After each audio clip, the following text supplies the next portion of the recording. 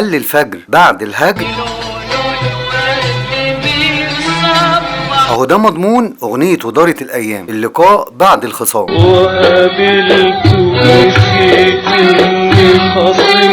ايه ده، هو عبد الحليم غنى اغنية ودارت الايام؟ ايوه يا عم غناها، اصبر وهنعرف كل حاجة. عارف لما حد يقولك على حاجة دي تحفة وعايزة تتبروز، اهو الاغنية دي من جمالها عايزة تتبروز.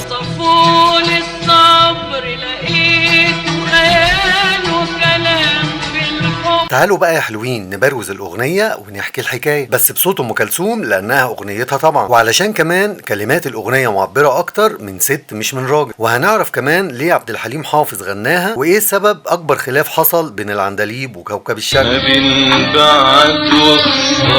في اخر الحلقه في كلام مهم اتمنى تسمعوه، يلا بينا.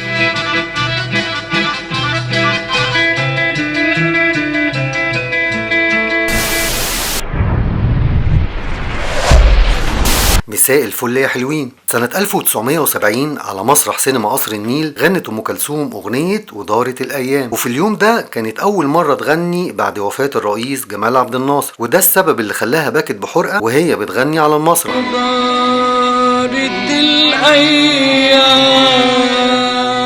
من جمال أغنية ودارت الأيام غناها مطربين كتير وأهمهم العندليب عبد الحليم حافظ. طب إزاي بقى؟ ده كان بينهم منافسة ومشاكل كتير. هقولك يا سيدي، عبد الحليم في بداياته رفض يغني أي أغاني غير أغانيه هو بس، لكن بعد كده حليم بقى زي المغناطيس لأي لحن أو جملة حلوة، وكتير عجبته أغاني بتاعت فنانين تانيين وطلبها منهم. في منهم اللي موافقش وفي اللي وافق واداهاله، زي مثلا ليلى مراد لما طلب منها أغنية تخنوه بعد ما سمعها من بليغ حمدي، ووافقت تديهاله وغناها في فيلم الوسادة الخالية. وزي أغنية يا مالك القلب لنجاح سلام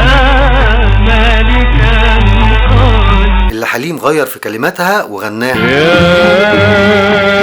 يا مالك القلب. في أغاني تانية عجبته وغناها بس مش رسمي، زي مثلا أغنية غريبة منسية بتاعت نجاة لما غناها في برنامج غريبة منسية.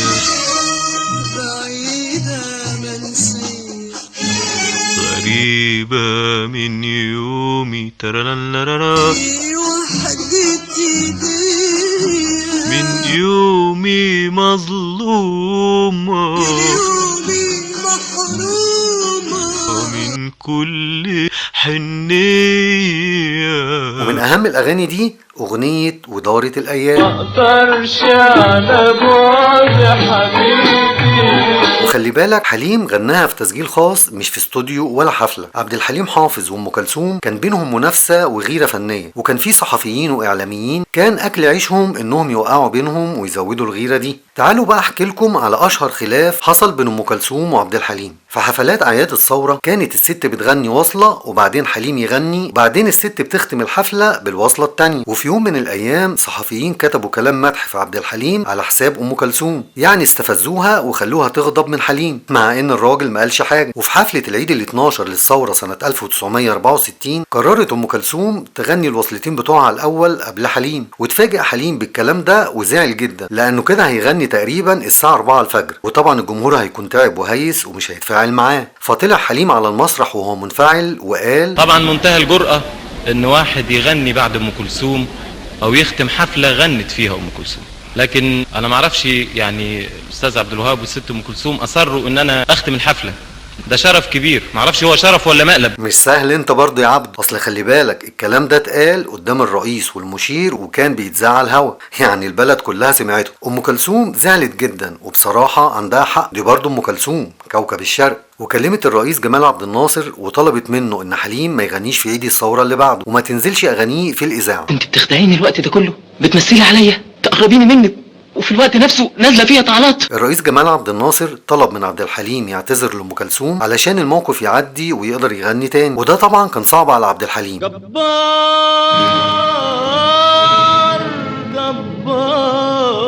لكن فعلا عبد الحليم عمل كده واعتذر للست، وده كان في فرح بنت الرئيس جمال عبد الناصر. انا ليه بقى يا حلوين بقول لكم على الموضوع ده؟ علشان اوصل لكم ان الست ام كلثوم على قد ما كانت شخصيه قويه لكن فرحت بالصلح وانتهى الخلاف، وان حليم كان بيتعرض لضغوط ومشاكل كتير لكنه كان متسامح. وده اللي هنشوفه لما نحكي حكايه دارت الايام اللي بتعلمنا الرقي في العلاقات وجمال الصلح مهما كان الخلاف. وفعلا عبد الحليم لو مش بيحب ام كلثوم ما كانش غنى اغنيه ودارت الايام. طب غناها امتى وازاي؟ هقولك يا سيدي. في ناس بيقولوا ان حليم غناها لما كان في المغرب مع الموسيقار محمد عبد الوهاب، وده كان في عيد جلوس الملك الحسن الثاني. بيقولك ان الملك طلب من الموسيقار محمد عبد الوهاب انه يغني ودارت الايام، فحليم سجلها له بصوته علشان عبد الوهاب يحفظها ويغنيها يوم الحفله. وفي ناس تانية بتقول انه غناها في عيد ميلاد عبد الوهاب. عموما ايا كان غناها فين، المهم والجميل ان عبد الحليم غناها. أغرب من قلبي أروح على لساننا الحلوة كل مكان. اغلب اللقطات انا واخدها من فيلم حبيبي دائما، وعلى فكره الفيلم ده قصه حب عبد الحليم حافظ الحقيقيه، مشاعر حقيقيه في قصه حب حقيقيه،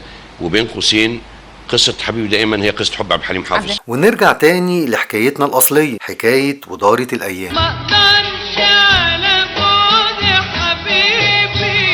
الأغنية تأليف الشاعر مأمون الشناوي. الراجل ده غالبا دخل قلوب العشاق وطلع الكلام ده من جوه. الكلمات عبارة عن حكاية وغالبا حصلت مع كل العشاق، وكلها معاني وتشبيهات بسيطة وعميقة في نفس الوقت. اللحن بقى لموسيقار الأجيال محمد عبد الوهاب. أنا بجد مش قادر أتخيل إن الموسيقى دي اتعملت سنة 1970.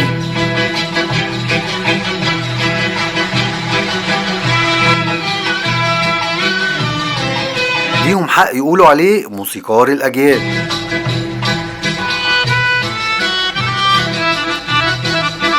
وعلى فكرة الموسيقار محمد عبد الوهاب كان عايز يسميها عيني على العاشقين، بس ام كلثوم صممت على دارت الايام. مش سهلة برضو الست، وعندها شغلها اهم من اي حد. راحت بصالي قالت لي ايه ده؟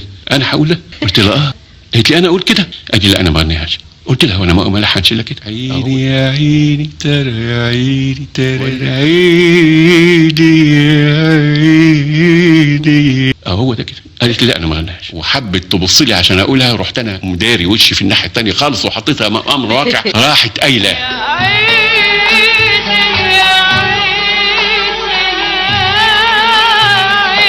وطبعا مش محتاجة اتكلم عن الست وازاي بتعيشك الحالة بصوتها واحساسها. تعالى بقى نشوف التحفة دي بتقول ايه. فرقة ام كلثوم الموسيقية في الحفلة دي قدمت عظمة. اسمع كده السولوهات المنفردة، وشوف مين بقى اللي كان بيعزف الجيتار. الفنان الكبير عمر خورشيد. وعلى فكرة دي كانت اول حفلة لعمر خورشيد مع ام كلثوم. الاكورديون المبدع فاروق سلام. على الكمان القدير احمد الحفناوي.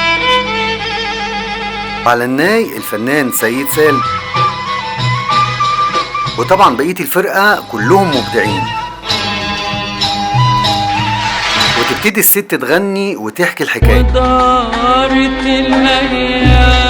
ومرت الأيام. أنا كنت مستغرب في بداية الأغنية ليه موسيقار الأجيال بدأها حزينة كده، مع إن الأغنية كلها فرح، بس أكيد هو اللي صح وليه وجهة نظر. ما بين بعد وخسارة. هنا فهمت بقى ليه موسيقار الأجيال عملها حزين. هو عايز يقول لنا إنها كانت أيام صعبة. طيب وبعدين يا ست إيه اللي حصل؟ وقابلته نسيت إني خصمته. إيه يا ست ده؟ أنت ما صدقتي؟ نسيت الليل اللي سهرته. الست نسيت الليالي الطوال، ونسيت كمان إنها كانت مخاصماه أصلا. وسامحت عذاب قلبي وحرته. حالة صفاء وسماح. معرفش ازاي انا كلمت.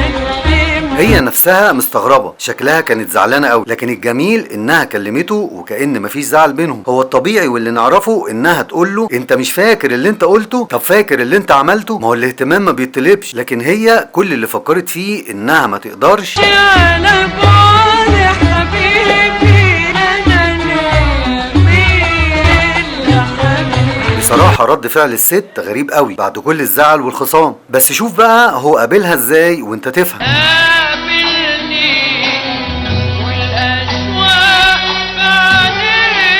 الجدع بيسبل، بيقول لها وحشتيني بس بعينيه. اول حاجة عملها لما قابلها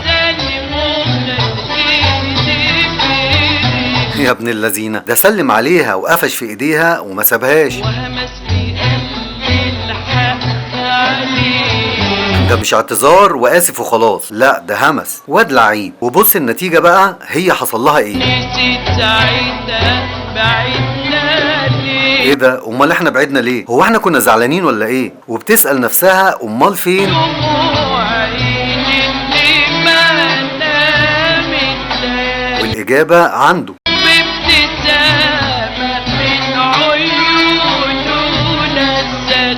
بص جمال الإجابة، معقولة بابتسامة نسيتي كل ده؟ أمال إيه العذاب اللي كنت فيه ده يا ست؟ أمر عذاب وأحلى عذاب. ده إيه العذاب المر الحلو ده؟ عذاب الحب للأحباب. بس في الآخر اسمه عذاب. طب ما تبعدي عنه عشان ترتاحي. ما قدرتش أصبر يوم على بعده. للدرجة دي؟ ما تتقلي عليه شوية يا ست. هو إيه مفيش صبر؟ الصبر عايز صبر لوحده.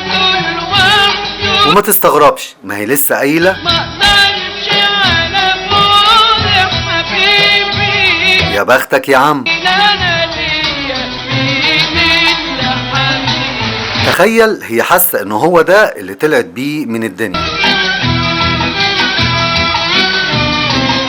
لما الست سألت على الصبر قالوا لها وصفوا لي الصبر لقيته خيال وكلام في الحب. هي مش مقتنعة، ده طلع خيال، ده كلام فاضي. كلام في الحب يا دوب ينقال. أصل الكلام سهل لكن في الواقع أنا مش قادرة. اغرب من قلبي اروح على فين. ده قلبها يا جدعان، هتهرب منه فين؟ وحتى لو هربت من قلبها ليالينا الحلوة في كل مكان. طب تروح فين بقى؟ ده ذكرياتها الحلوة معاه في كل حتة. مليناها حب احنا الاتنين. واضح انهم كانوا مقضيينها خروجات وفسح. وملينا الدنيا امل امل وحنان. مين بقى امل وحنان دول؟ دول اللي بيخلوك باقي على الحب، ودول هم رصيدك في قلب اللي بتحبه. لما حبيبك يحس معاك بامل في بكره ويحس بحنانك وان عمره ما هيهون عليك، هتلاقيه بيقول زي الست كده. ما قدرتش اصبر يوم على بعده. اصل الصبر عايز صبر لوحده. المهم الست لما اتصالحت مع حبيبها كان نفسها ما يكونش فيه حبايب متخاصمين.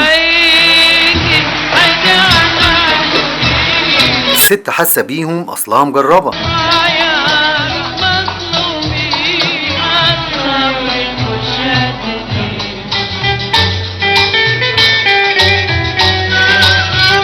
في الكوبليه الاخير الست بتقول خلاصة الاغنيه. ومرت الايام. ومأمون الشناوي بيبدع في وصف اللقاء. وهل الفجر بعد الغد بلون الورد بيصبح. هل الفجر وصل الحبيب، وهنا بيرسم لوحة فعلا. عارف انت لون الفجر لما بيجي على الورد فالورد يقول له صباح الخير. ونور الصبح صح الفرح. ايه يا عم الفرح، انت لسه نايم؟ ده حبيبها وصل. وقال الحب قوم نفرح. يشبه الحبيب بنور الصبح، فهي شافت كل الجمال ده اول ما شافت حبيبها وسمعت الكلام وفرحت، ومن فرحتها من فرحتي تهت مع الفرحة. دي مش بس فرحت، دي من الفرحة تاهت، يعني في دنيا تانية. من فرحة لا ولا. عارف لما تبقى فرحان قوي ومش عارف تنام وفي نفس الوقت انت مش صاحي، اللي هو مش عارف ده حلم ولا بجد. إني معاك بعيش في ربيع. مش مهم صاحية ولا نايمة، المهم انها لقت نفسها معاه.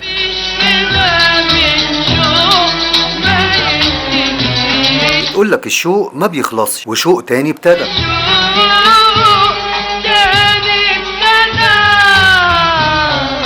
يا سلام على الحب بتاع زمان. وبتخلص الأغنية والكلام ممكن تحسه من الروايات والأساطير، لكن اللي عاشه بجد هيفتكره ويحس بيه. الجميل في الأغنية إن في شوق وحب صادق بين الاتنين، والأجمل إنهم عاملين ذكريات حلوة تنسيهم الخصام.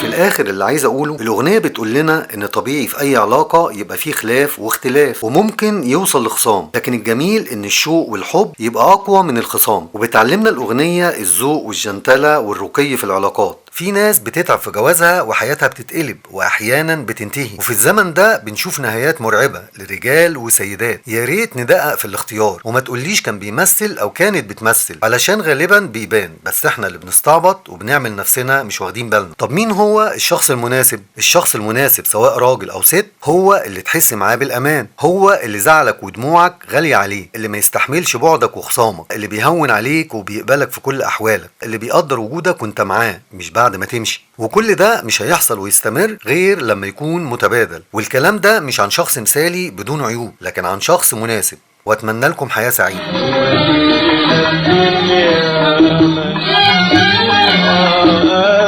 السؤال بقى يا حلوين، مين غنى ودارت الايام احلى، ام كلثوم ولا عبد الحليم؟ وبالمره بقولوا لي تفتكروا الحب والمشاعر الجميله دي لسه موجوده ولا راحت مع ايام الزمن الجميل؟ وفي الاخر لو بتحب الفن وكواليسه وحكاياته تابعني علشان تشوف معايا الحكايه اللي جايه.